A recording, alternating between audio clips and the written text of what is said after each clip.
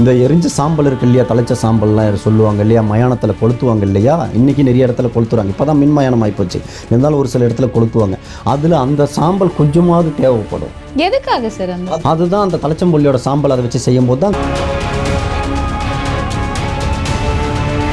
மாந்திரிகத்தில் செய்துவின பாதிக்கப்பட்டு இருக்குதோ, அதிகமாக மோஸ்ட்லி யாருக்கு இருக்குதோ அவங்கள இது மூலயமா சரி பண்ணி அந்த பொம்மை அதில் தான் செய்வேன். அந்த சாம்பலில் தான் பொம்மையே செய்வேன். அதை செய்து வச்சு நம்ம அந்த பூசணிக்காய் 4 பக்கம் வெட்டி வச்சு 8 துமிட்டிக்காய் வெட்டி வச்சு அது பல விஷயங்கள் உண்டு. அந்த மந்திரங்கள் சொல்லி செய்யும்போது சின்ன சின்ன பசங்களுக்கு, இந்த கொஞ்சம் நடுத்தரமான வயசு உள்ளவங்களுக்கெல்லாம் வந்து கழிப்பு வச்சு அகப்பட்டுடுவாங்க. எதை செய்வனை செய்து வச்சுருவாங்க. ரொம்ப இப்போ வீட்டிலே தனியாக பெணாத்துவாங்க. உடம்பு சுகம் இல்லாமல் போயிடுவாங்க. பல சிம்டம்ஸ் சொல்லுவோம். ஆளுக்கு உடம்புக்கு ஏற்ற மாதிரி அது காட்டும். அதை வந்து நம்ம வீட்டுக்குள்ளாரே இப்போ ஒரு பெரிய பெரிய இடம்லாம் இருக்குதுன்னா அவங்கெல்லாம் மயானத்துக்கு அங்கே இங்கெல்லாம் ஒரு பொம்பளை பிள்ளைங்களாம் நம்ம கூப்பிட்டு போக முடியாது. அதை வீட்டுக்குள்ளாரே வந்து அவங்க வீட்டிலே போய் நம்ம செய்வோம். இல்லை நம்ம இடத்துலேயே நம்ம செய்யும்போது அது அந்த பொம்மை மாவில் அந்த பொம்மை செய்து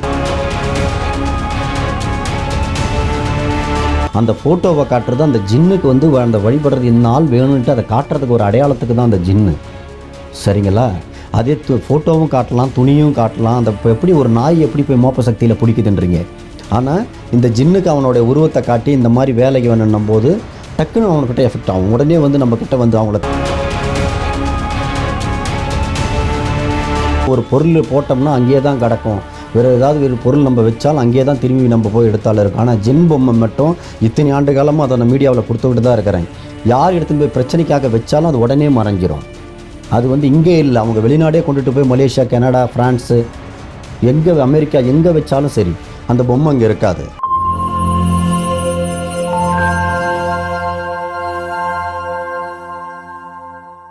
காஸ்மோ வியூ நேயர்கள் அனைவருக்கும் வணக்கம். இன்றைய நிகழ்ச்சியில் ஜின்னை வைத்து நம்ம இருக்கக்கூடிய பிரச்சனைகளுக்கு என்ன மாதிரியான தீர்வுகள் கொடுக்க முடியும் அப்படிங்கிறத நம்ம கூட ஷேர் பண்ணிக்கிறதுக்காக செஞ்சியிலிருந்து ஜின் பார்த்திபன் நம்ம கூட இணைந்திருக்காரு. தொடர்ந்து நிறைய விஷயங்கள் பேசலாம்.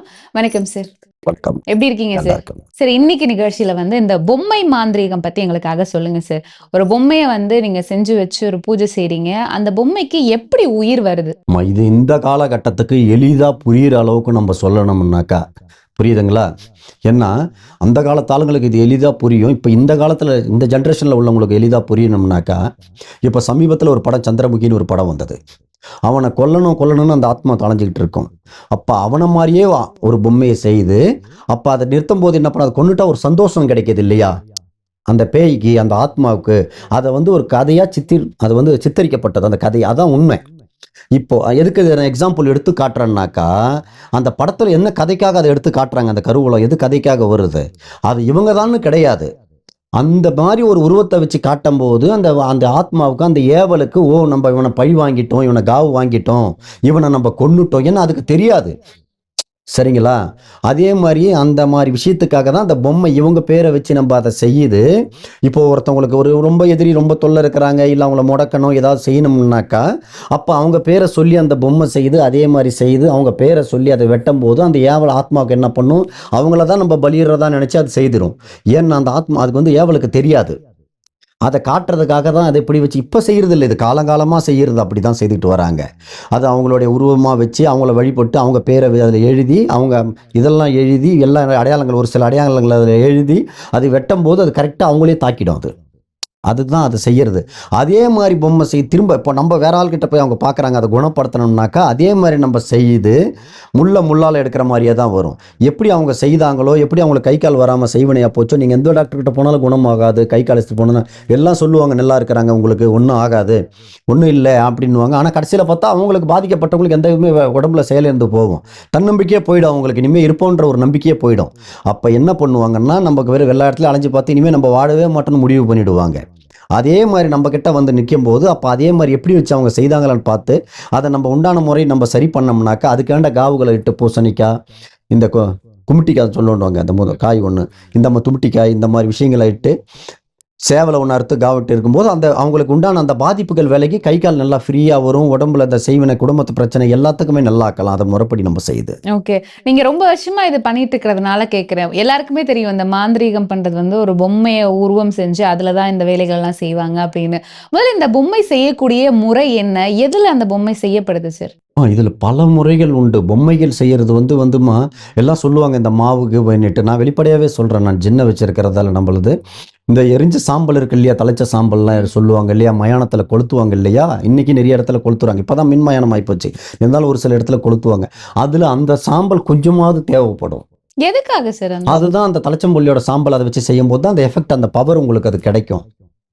இப்போ நம்ம யாருக்கும் சரி பண்ணவோ இவங்களுக்கு மாற்றா அதை நம்ம ஒப்படைக்கிற மாதிரி, ஒரு உயிரே கொடுக்குற மாதிரி, தனக்கு உள்ள பிரச்சனையை தீர்க்கறதுக்கு இன்னொரு உயிரை காவு கொடுக்குற மாதிரி. அது அந்த சாம்பல் இப்போ யாருக்கும் பயன்படாம தானே போகுது. அது அதை கொண்டு அதை செய்யறது தான் அந்த பொம்மையில வச்சு நாங்கள் செய்வோம். ஜின் முறையில் செய்யறது அப்படி தான் செய்வோம். ஓகே, ஸோ இது ஏதாவது மாவுல செய்யறது? மாவுல செய்யறது அது வேற மெத்தட் இல்லம்மா, வேற ஒரு இதுக்காக கைப்படுக்க அப்படின்னா பெரிய பெரிய விஷயங்களை செய்யறதுக்கு இந்த மாதிரி சாம்பல்களை வாரிட்டு வந்து தான் நாங்கள் செய்வோம். அதுக்கு தான் மயானத்தில் முக்கால்வாசி நாங்கள் போகிறது வேலைக்காகவே.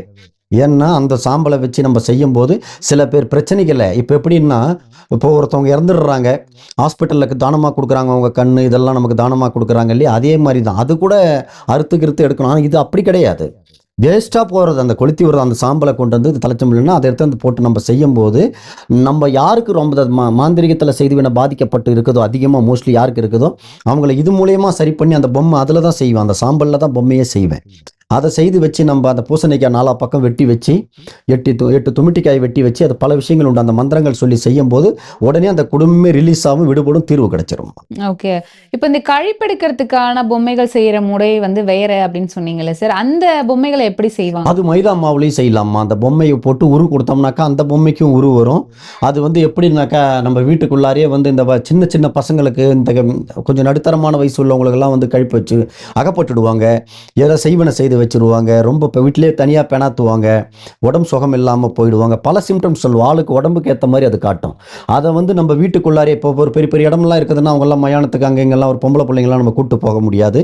அதை வீட்டுக்குள்ளாரே அவங்க வீட்டிலே போய் நம்ம செய்வோம். இல்லை நம்ம இடத்துலேயே நம்ம செய்யும்போது அது அந்த பொம்மை மாவில் அந்த பொம்மை செய்து பச்சரிசி மாவு இல்லை மைதா மாவில் இந்த மாதிரி நம்ம செய்து அது தேவையான பரிகாரங்கள் நம்ம செய்து வெட்டும் போது அது கிளியர் ஆகிடும். ஓகே, ஸோ மைதா மாவு, அரிசி மாவு இதில் தான் இந்த பொம்மை செய்கிறது உண்டு. ஒருவேளை இப்போ நீங்கள் இந்த பொம்மைகள் இந்த பரிகாரங்கள்லாம் செஞ்சு முடிக்கிறீங்கல்ல சார், அதுக்கப்புறம் அந்த பொம்மையை என்ன பண்ணுவீங்க? அதை எடுத்துனே போய் ஆற்றுல தான் போடுவோம். அதே மாதிரி சுடுகாட்டில் தான் போட்டுட்டு வருவோம். அது என்னன்னா, இவங்களை வர வச்சு நம்ம செய்யறது, நம்மளா செய்து நம்மளா கொண்டுட்டு போய் அதை சுடுகாட்டில் போய் தகனம் பண்ணிட்டு வர்றது. இப்போ எப்படின்னா, அவங்களுக்குள்ள நல்லது கெட்டது அவங்க இறந்துடுற மாதிரி, இனி அவங்களுக்கு புது லைஃப் வந்த மாதிரி, இது அவங்களுக்கு பதிலாக, பாதிக்கப்பட்டவங்களுக்கு பதிலாக அவங்கள கொண்டுட்ட மாதிரி அதை எடுத்துகிட்டு போயிட்டு மயானத்தில் போட்டுட்டு நாங்கள் யாராவது ஒரு ஆள் போய் போட்டுட்டு அங்கேயே முகம் கை கால் கைவிட்டு குளிச்சுட்டு வந்துடுவாங்க. ஓகே, இப்போ நிறைய இடங்கள்ல அந்த பொம்மையை வச்சு எல்லாம் செய்யறது நாங்கள் கேள்விப்பட்டிருக்கோம். ஆனால் நீங்கள் வெறும் ஃபோட்டோ இருந்தாலே போதும், அதை வச்சே அவங்களுடைய தேவைகள் என்னையோ அது செஞ்சிடலாம் அப்படின்னு நீங்கள் சொல்கிறீங்க. வெறும் ஃபோட்டோ வச்சு எப்படி சார் ஒருத்தங்களை வசியம் பண்ணுறதோ இல்லை கழிப்பெடுக்கிறதோ இல்லை வேற ஏதாவது முறைகள் பண்ணுறதுக்கு ஃபோட்டோ மட்டுமே எப்படி போதுமானதாக இருக்கும்? ஃபோட்டோ மட்டும் போராதுமா, ஃபோட்டோ மாதிரியே பல பேர் இருப்பாங்க. ஃபோட்டோ மட்டும் நாங்கள் கேட்க மாட்டோம். அவங்க பேர், அவங்க அம்மா பேர் கேட்போம், வீட்டுக்கு எத்தனாவது பையன்னு கேட்போம். அந்த ஃபோட்டோவை காட்டுறது அந்த ஜின்னுக்கு அந்த வழிபடுறது இந்த ஆள் வேணும்ன்ட்டு அதை காட்டுறதுக்கு ஒரு அடையாளத்துக்கு தான் அந்த ஜின்னு. சரிங்களா? அதே ஃபோட்டோவும் காட்டலாம், துணியும் காட்டலாம். அந்த இப்போ எப்படி ஒரு நாய் எப்படி போய் மோப்ப சக்தியில் பிடிக்குதுன்றீங்க? இப்போ ஒரு திருடன் வரான், அவன் யாருன்னே யாருக்கும் தெரியாது, நமக்கும் தெரியாது. ஆனால் ஒரு நாய் எப்படி போய் அவனை போய் கேட்ச் பண்ணுது? சரிங்களா? அதே மாதிரி ஒரு வாயில்லாத ஜீவன் சொல்லுவாங்க, 5 அறிவு தான், அது எப்படி கரெக்டாக போய் பிடிக்குது? ஆனால் இந்த ஜின்னுக்கு அவனுடைய உருவத்தை காட்டி இந்த மாதிரி வேலைக்கு வேணுன்னும் போது டக்குன்னு அவனுக்கிட்ட எஃபெக்ட் ஆகும். உடனே நம்ம கிட்ட அவங்கள தேவைன்னா ஒரு வசியப்படுத்தும் போது அந்த ஃபோட்டோ இருந்து அதை வச்சே நம்ம செய்துக்கலாம். ஓகே, பொதுவாக இந்த மாதிரியான மாந்திரீக முறைகள் எல்லாம் இப்போ ரொம்ப நாளாக அவங்களுக்கு உடம்பு சரியில்லை, இல்லை யாரோ ஏதோ செஞ்சுட்டாங்க, நாள்பட்டு அவங்களுக்கு அந்த பிரச்சனை இருக்குது அப்படின்னா உங்ககிட்ட வரும்போது எவ்வளோ நாளில் இதை தீர்வு கொடுக்க முடியும்? எப்பேற்பட்ட நோயாக இருந்தாலும், எப்பேற்பட்ட ஆளுங்களாக இருந்தாலும், என்ன நோய் அப்படியே விட்டோம்னாக்கா உயிருக்கு ஆபத்தாயிடும். ஒன்றும் நம்மளால முடியுதுன்னா முடியலன்னா நம்ம விட்டுறணும். நான் குணப்படுத்துவேன்னு வச்சுக்கிட்டு கடைசியில் நம்ம கொல்லக்கூடாது. அது பெரிய பாவத்தை, அதை விட பாவம் எதுவும் கிடையாது. உடனே 2 நாளில் தீர்வு கொடுத்துருவேன். 2 நாள்ல எந்த பிரச்சனையா இருந்தாலும் கண்டிப்பா கொடுக்கலாம். இப்போ ஜின்னை வைத்து பரிகாரங்கள் நீங்க நிறைய பேருக்கு பண்ணி கொடுத்துருக்கீங்க. அதுல குறிப்பா நீங்க லாஸ்ட் நம்ம வீடியோல கூட சொல்லியிருந்தீங்க, நீங்க கொடுக்கக்கூடிய ஜின்னை தலையை சுத்தி சுடுகாட்டுல எரிஞ்சிட்டோம் அப்படின்னா அதுக்கப்புறம் அந்த பொம்மை மறைஞ்சு போயிடும், அவங்களுடைய பிரச்சனையும் தீர்ந்துரும் அப்படின்னு நீங்க சொன்னீங்க. இந்த பொம்மை எப்படி சார் மாயமா மறையுது? அதுதான் இதோட ஸ்பெஷலிஸ்ட், ஜின்னோட ஸ்பெஷலிஸ்ட் இதுதான். ஏன்னா ஒரு பொருள் போட்டோம்னா அங்கேயே தான் கிடக்கும், வேறு பொருள் நம்ம வச்சாலும் அங்கேயே தான் திரும்பி நம்ம போய் எடுத்தாலும் இருக்கும். ஆனால் ஜின் பொம்மை மட்டும் இத்தனை ஆண்டு காலமாக அதை நான் மீடியாவில் கொடுத்துக்கிட்டு தான் இருக்கிறேன். யார் எடுத்துன்னு போய் பிரச்சனைக்காக வச்சாலும் அது உடனே மறைஞ்சிரும். அது இங்கே இல்லை, அவங்க வெளிநாடே கொண்டுட்டு போய் மலேசியா, கனடா, ஃப்ரான்ஸு எங்க அமெரிக்கா எங்க வச்சாலும் சரி அந்த பொம்மை அங்க இருக்காது. எங்க சார் போகும் அந்த பொம்மை? அது மறைஞ்சு எங்க கைக்கே வந்துரும். கண்டிப்பா வந்துரும். அவங்களுக்குள்ள பிரச்சனைகள் என்னன்னு தெரிஞ்சுக்கிட்டு எங்க கைக்கே அது வந்துரும். யார்கிட்ட நான் குடுக்குறேனோ, இத்தனை ஆண்டு காலமா அத தான் நம்ம செய்யறோம். யார் கையிலயுமே அது நிக்காது. அவங்க வீட்டு உள்ளே போய் பீரோவுல போய் வாங்கிட்டு போய் பரிசோதிக்கலாம் கூட பீரோவுல பூட்டியெல்லாம் இருக்கிறாங்க. அது எங்கேயுமே தங்காது. நேரா என் கேட்டுக்கு வந்து வந்துரும். ஓகே. சோ ஆனா அவங்களுடைய பிரச்சனை வந்து தீர்ந்துரும். தீர்ந்துரும். தீர்றதுக்கு தானம்மா அப்படி மறையிற ஒரு பொருளுக்கு எவ்வளவு பவர் இருக்கும். புரியுதுங்களா? அந்த ஜின்னுக்கு தானே எல்லாமே. ஜின்னு தானே அது. கண்டிப்பா தீர்த்தே ஆவணும்மா. இந்த காலகட்டத்தில நீங்க எந்த வேலைக்கு வேணாலும் நீங்க வந்து இன்னைக்கு சாக்கு போக்கு சொல்லிக்கிட்டு, காரணம் சொல்லிக்கிட்டு ஓட்டலாம். இன்னைக்கு இருக்கிற மக்கள் கிட்ட ரொம்ப தெளிவா இருக்கிறாங்க. சரிங்களா? அதான் இந்த ஃபோன் வந்துடுச்சு. உங்கள மாரி மீடியாக்காரங்க நெறைய இருக்கிறாங்க. இத அத போடுறதுக்கு சரிங்களா? நெறைய ஜனங்க ரொம்ப விவரமா இருக்கிறாங்க. ஜனங்க எல்லாமே தெரிஞ்சு தான் வராங்க. ஓகே. இப்போ அந்த பொம்மை மறைஞ்சு உங்க கையில வந்துருச்சுன்னா, அதுக்கப்புறம் அவங்களுக்கு எப்படி சார் அது தீர்வு அது குடுப்பீங்க? சொல்லும் அவங்களுக்கு என்ன செய்திருக்கிறாங்க, என்ன பிரச்சனை. இப்ப அவங்களுக்கே தெரியாம தானே யார் செய்றாங்க, என்ன செய்றாங்கன்னு கூட ஒரு சிலருக்கு தெரியாது. எதனால இப்படி நடக்குதுன்னு தெரியாது. அது செய்து அவங்களே சரி பண்ணிக்குவாங்க இல்லையா? இப்ப எந்த இடத்துல தவறு நடந்ததுன்னு அவங்களுக்கு தெரியாது. ஒரு வியாபாரம் ஆகட்டும், ஒரு வாழ்க்கை இருக்கட்டும், இல்லற வாழ்க்கை ஆகட்டும், ஒரு அண்ணன் தம்பி பிரச்சனை, சொத்து பிரச்சனை, எங்க யாரால பிரச்சனை வருதுன்னு யாருக்குமே எதுவுமே தெரியாது.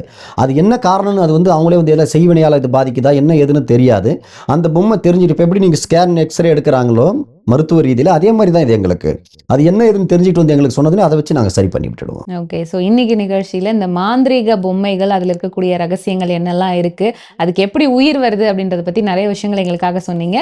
ரொம்ப நன்றி சார்.